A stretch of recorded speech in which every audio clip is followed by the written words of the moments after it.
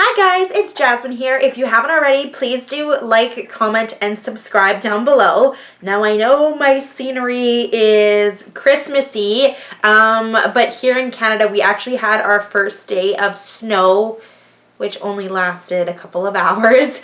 But when I saw it, I just had to put my tree up and get in the Christmas spirit. I know it's before Halloween, but I'm kind of a nut when it comes to Christmas. Christmas makes me feel so happy, and just for me, it just releases anxiety. So I had to get my tree up ASAP. So that's why you see the tree in the background. But today I actually am going to be talking about a foundation that everybody kind of was going crazy about in the makeup community. It's called Dermacol. So Dermacol is a brand from the Czech Republic, which I'm actually Czech myself. My grandparents are right from Prague, so that's kind of neat that I'm trying out a foundation makeup product from them. Waterproof, hypoallergenic for all skin types, SPF of 30, and it's preservative free. Coverage is full, extreme. So I'm expecting this to be pretty crazy. And then it says, the clinically tested extreme covering makeup cover was created as the first of its kind in Europe and one of the first in the world. The license for this foundation was eventually sold to Hollywood. It contains 50% pigments, which makes it a weapon against skin imperfections. Dermacol Make-Up Cover provides perfect coverage, even in thin layers, and is the perfect corrector for dark under eye, unpleasant spots, and skin blemishes. It completely covers acne, loss of pigmentation, post-surgical bruising, tattoos, etc. It may be used on the entire face or body for color correction, darkening, or lightening the skin tones, and ensuring ideal balance. It is widely used as a professional makeup for photo or film shots, modeling, and for festive occasions. So that's what Dermacol kind of says it's about. I actually bought 4 different shades. They have around 15 shades in their line, but you know how it is buying online. It's kind of difficult. It took a while to get here, and it cost me around $35 Canadian. So the packaging looks like this. It's in a squeezy tube, which I'm not really a fan of, and it does have that little tiny thing at the top where you have to break the seal as soon as you get it, so you know it's going to be not used. So the shades that I got are 213, 220, which actually matches me the best, 221, and 222. So I'll insert a photo here of the swatches of the 4 colors so you can get an idea of their undertones and what they look like. But today I'm going to be using number 220 on myself. So I'm just going to kind of dot it on my face.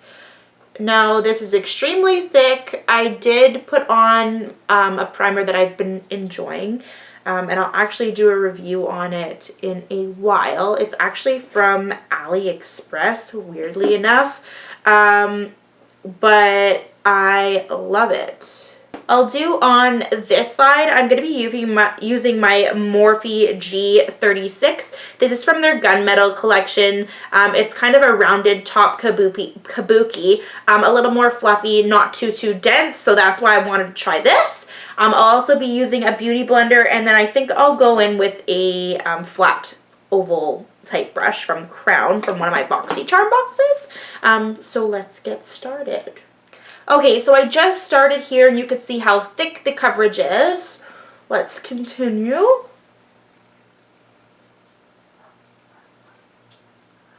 So it's actually blending quite nicely, and you can see there's a little bit of demarcation here, but nothing. It actually looks pretty darn good. I think what I'll do,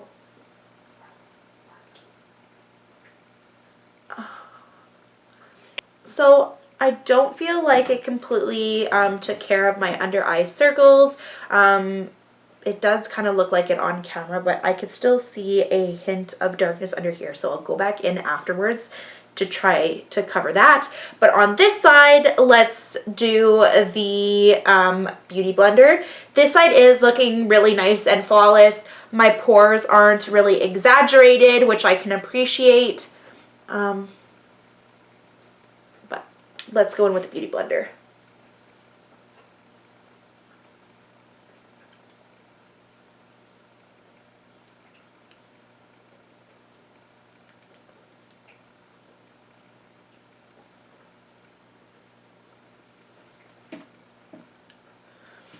Okay, so this side is using the Beauty Blender, and this side is using the brush. And I feel like the brush one, it took off more of the foundation. The Beauty Blender, you get more of a full coverage look. And we'll go in with the oval brush.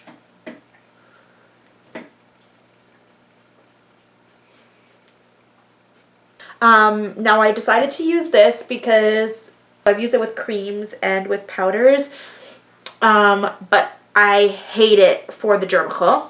Let's just say that. So, I don't know if you could see, but it looks patchy.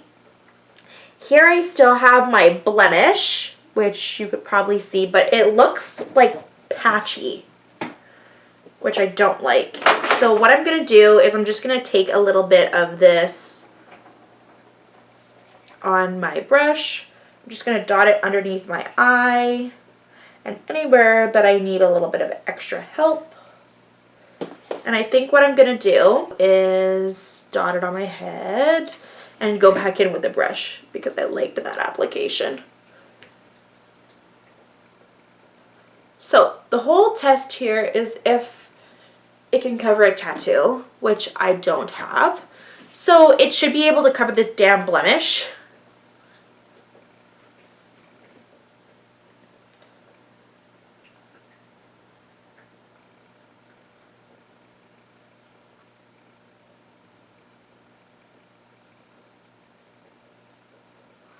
Okay guys, so I'm just standing here in front of my window to give you a look.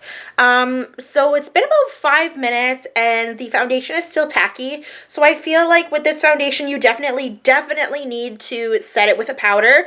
And it does have a dewy sheen look, and that could be just because it's a dewy foundation. It doesn't claim to be matte or anything, but also because it hasn't dried down, it looks pretty dewy.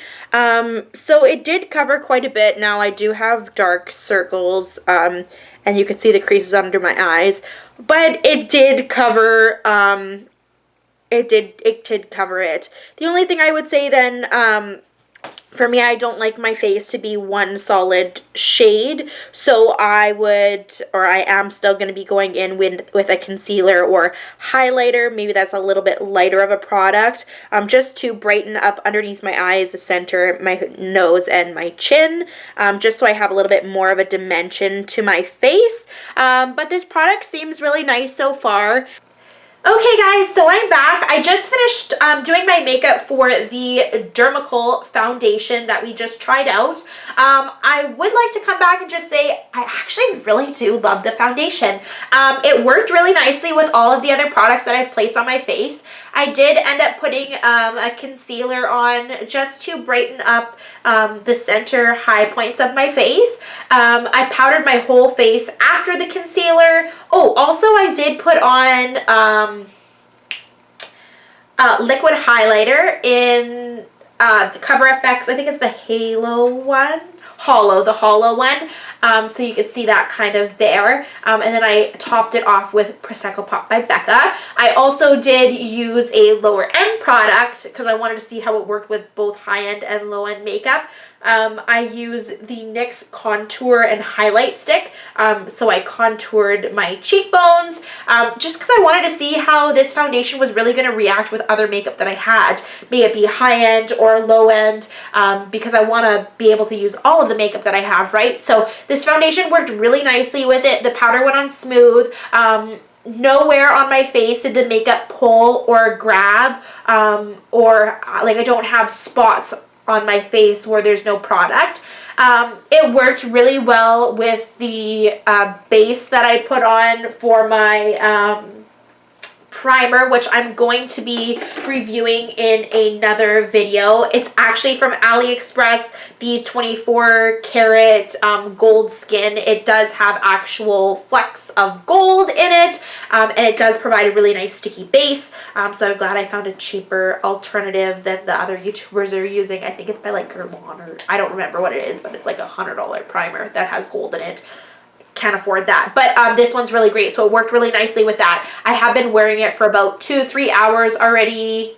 3 hours already, and it feels really nicely. It doesn't have a tacky feeling anymore because, like I said, I powdered it, but everything else, all of my other makeup applied really nice and smoothly on it.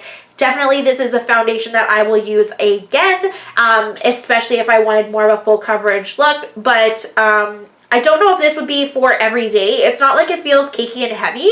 It's just with, like, I don't know how it would be with my pores, if it would like sink into them and, you know, clog my pores after a long time of using it, just because it is really, really thick. But like I said, once you have all your makeup on, it doesn't actually feel really cakey. And it's not creasing in any of my lines, because usually I get some major creasing here from smiling or on my forehead, but everything seems to be going really great and staying really smooth. And I think that's it. If you would like to check out my other videos, please do. I would really appreciate it. I have other subscription service videos. So I think that's it. And until next time, take care, guys. Bye.